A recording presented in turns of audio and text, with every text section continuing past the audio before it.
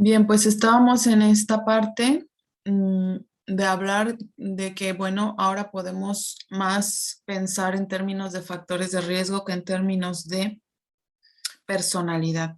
Ujú. No sé si hasta aquí hay alguna pregunta. Bueno, ya saben que cuando quieran pueden hacer alguna intervención. Ujú. Entonces, bueno, ¿por qué entonces se pensaba que todos estaban en una negación? Fue interesante preguntarse, ¿no? ¿Por qué si la personalidad es tan variada? ¿Por qué los clientes o los pacientes estaban en una negación? Entonces, al investigar un poco sobre esto, resulta que esa negación, entre comillas, tenía que ver con que el cliente estaba bastante en desacuerdo con el terapeuta, eh, probablemente sobre el diagnóstico que se le estaba dando. Tenía poca angustia por su trastorno. Este, no aceptaba adecuadamente la ayuda. Y ojo, estas eran categorías que estaban determinando los terapeutas, ¿no? Y también, por otra parte, no cumplía con sus tareas, con sus prescripciones, con sus medicamentos, ¿no?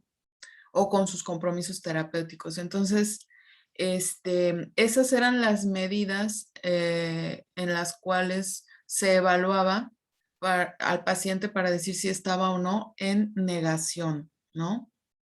Se le consideraba a ese tipo de paciente como desmotivado, ¿no? Y por el contrario, quienes recibían pacientes que estaban de acuerdo con el terapeuta, que aceptan el diagnóstico o ese diagnóstico que les está dando el terapeuta, que sí expresan que quieren ayuda, que están angustiados por el problema, ¿verdad? O sea, que ya tienen conciencia de enfermedad, eh, y que también querían la ayuda del terapeuta. Ellos, además, sí le hacían caso en sus tareas, en las tareas que deja, etcétera. Entonces, estos pacientes pues sí cumplían y lograban cambiar, ¿no? Entonces, la resistencia que llegaron a poner los pacientes eh, muchas veces, y que sigue pasando lo mismo, lamentablemente, porque muchas veces van respondiendo al estilo de asesoramiento que tienen, ¿no? Un terapeuta que de entrada es desconfiado, es autoritario, ¿verdad? Este, es confrontativo, automáticamente crea una actitud defensiva en el paciente, es decir, una actitud resistente, ¿no?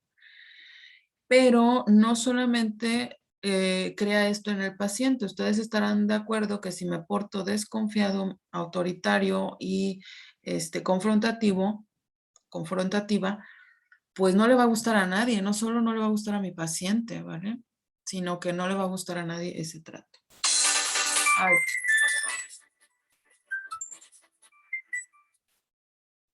disculpe. Entonces, claro que, bueno, nosotros sabemos que si vamos a dar acompañamiento a alguien que está con este problema y que esté con cualquier otro problema, mucho depende de nuestra mirada, ajá, de la mirada que nosotros le demos, de que el tratamiento sea o no sea exitoso. Ujú. Entonces, bueno, en el DSM-3 que se edita.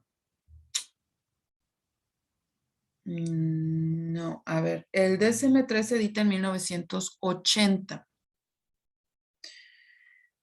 pero puse ahí 1970 porque es a partir de ahí cuando se da la necesidad de ir diferenciando más los trastornos por uso de sustancias. Entonces, en esta época, bueno, a ver, no quiero dar más.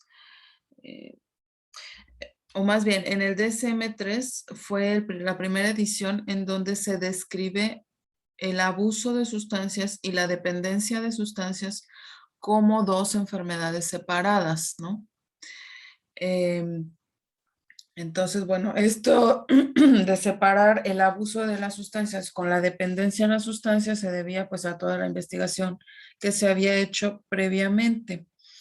Entonces, a partir de la edición del DSM-3, ya no hay un diagnóstico, o sea, alcoholismo, la palabra alcoholismo ya no es un diagnóstico. Y también otro cambio muy significativo en el DSM-3 fue que se crea una categoría ya separada para los trastornos por uso de sustancias, ¿no? Entonces,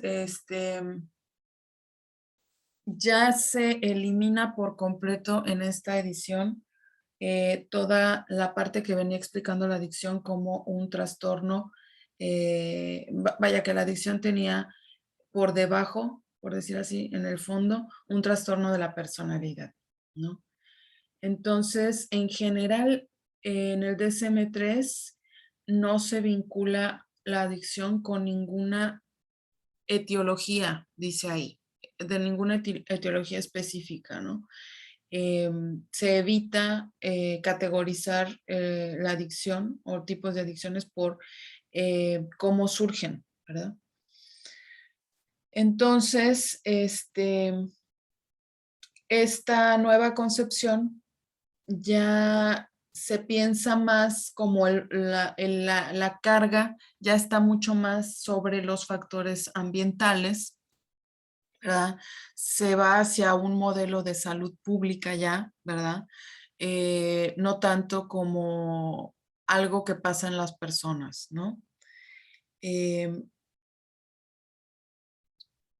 bien, entonces, eh, por ejemplo, el abuso de sustancias fue definido como un uso problemático que causa discapacidad social u ocupacional, pero con ausencia de tolerancia a la droga y abstinencia significativa. Es decir, hay un uso problemático, ¿verdad? Que ya causa deterioro en lo social, ¿sí? En el trabajo, pero no existe en la persona fenómenos ni de tolerancia, es decir, no está necesitando más sustancia que la que regularmente toma o usa. Y tampoco hay abstinencia. Quiere decir que si interrumpe el consumo, no le causa pues los síntomas de abstinencia físicos, ¿verdad? Y emocionales también, ¿no? Entonces, ya aquí en esta edición del DSM-3 se van enfatizando más esos síntomas, por ejemplo, ¿verdad? ¿Cuáles son los síntomas de la tolerancia? Pues eso que ya sabemos, ¿verdad? Y también los síntomas de la abstinencia. Y bueno, a ver, hay otras informaciones, pero no todo resulta relevante. ¿Ok? Entonces, bueno, va emergiendo una concepción de este síndrome de las adicciones. Ahí no había visto yo todavía la hora, ya casi estamos cerrando. Yo creo que ya no nos da tiempo. A partir del lunes ya voy a traer los temas que vamos a estar viendo en lo que se refiere a la parte del tratamiento. Esos temas ustedes los van a revisar y nos los van a exponer acá en la clase. Entonces, ese va a ser un trabajo grupal. Entonces, yo quisiera dedicar el tiempo necesario para hacer esa repartición del trabajo, porque vamos a necesitar hacer un pequeño trabajo previo. Antes de preparar el material, vamos a hacer un trabajo de traducir algunas cosas que pueden venir en inglés. Entonces, yo digo que es un proceso muy rápido, pero sí, pues habrá que llevarlo a cabo y espero que ya lo podamos hacer a partir del lunes. Así, mientras yo termino esta parte, que ya se ha alargado un poquito, así ustedes pueden ir preparando sus propios materiales, ¿no? Muy bien. Eso es lo que les quería decir, porque la verdad yo pensaba hacerlo ahorita, pero a veces resulta un poquito más complicado irnos poniendo de acuerdo. Y la verdad, a ver, somos 27, yo tengo registrados 38 personas en la clase. Entonces, la verdad que estamos la mayoría, eso es muy bueno. Y pues por favor, no vamos a faltar el próximo lunes para integrarnos en algún equipo y después no tener el problema de que, pues de que no hay espacio, ¿verdad? O de que me tocó en algún otro tema que no quería, ¿no? Entonces, bueno, yo les voy a presentar los temas y ustedes van a decir cuál les gusta o por cuál tienen más afinidad y así los vamos a ir seleccionando, ¿no?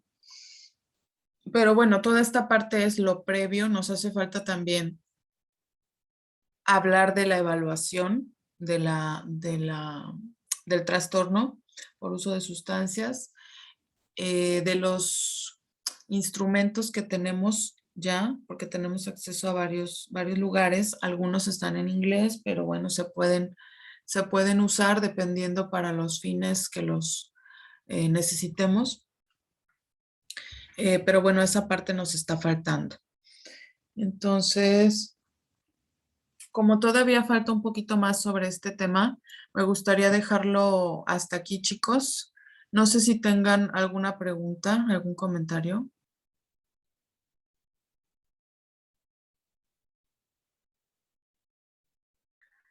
Maestra, disculpe, Sí, dime. de casualidad, ¿de cuántos serían los equipos? Bueno, si no recuerdo, si no me recuerdo, ahora déjame ver, ahorita que tenemos.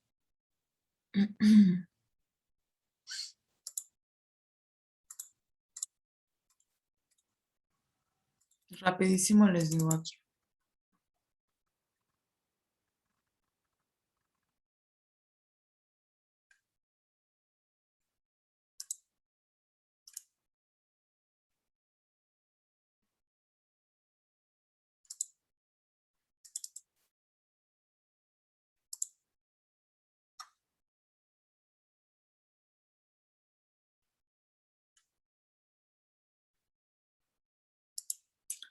Sería 1, 2, 3, 4, 5, 6, 7, 8. Sí, son varios temas.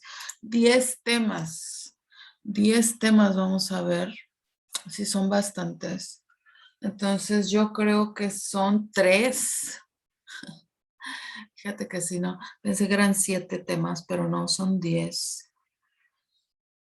10 temas. Entonces, yo creo que vamos a hacer 3 equipos de 3 personas. 10 equipos. Está fuerte, ¿no? Solamente que hagamos equipos de 6 y les toquen 2 temas a cada equipo. ¿Cómo ven? A ver, entonces levantamos la mano. Quien prefiera equipos de 3 y un tema para cada equipo.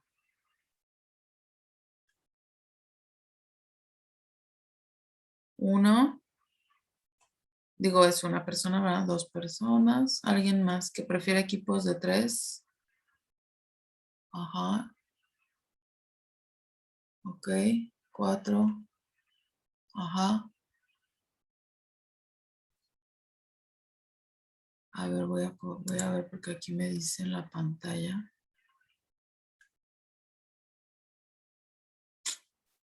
No, ya no me dice. A ver, no bajen la mano, por favor, ¿eh? Es 1, 2, 3, 4, 5, 6, 7, 8, 9, 10, 11, 12, 13. Ay, Dios mío. 1, 2, a ver, 1. Mejor cuento, a ver, creo que ya son mayoría, ¿no? Ya son mayoría, no la bajen. 1, 2, 3, 4, 5, 6, 7, 8, 9. 1, 2, 3, 4. Sí, entonces equipos de 3, van a quedarse equipos de 3.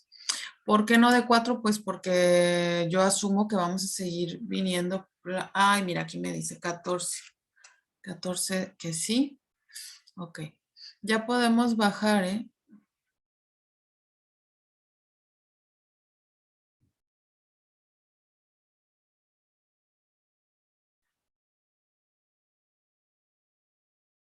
A lo mejor sí es un poco más fácil darse cuenta. Somos 38, o sea, se supone que la mayoría de los equipos quedarían de 4, pero a lo mejor haya problemas con todos los compañeros, ¿no? Para integrarse, entonces a lo mejor si se van integrando algunos otros compañeros, pues ya, tendría yo que darles alguna otra alternativa.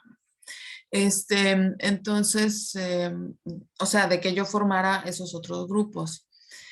Bueno, si no hay más preguntas, los espero entonces el lunes. Gracias, lindo día.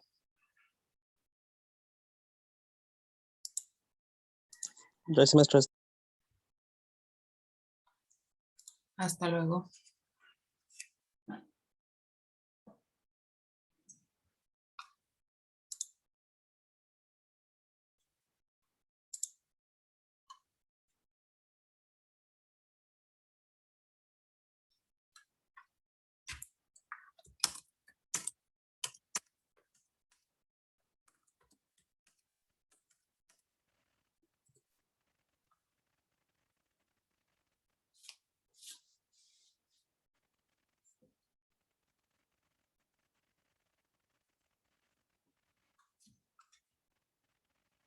Ay, gracias, buen día. Yo escribí en vez de contestar, pero sí, el lunes lo checamos. Sí, sí. Gracias, maestra. Hasta luego. Bye, lindo día. Adiós, maestra. Adiós, que los vaya bien.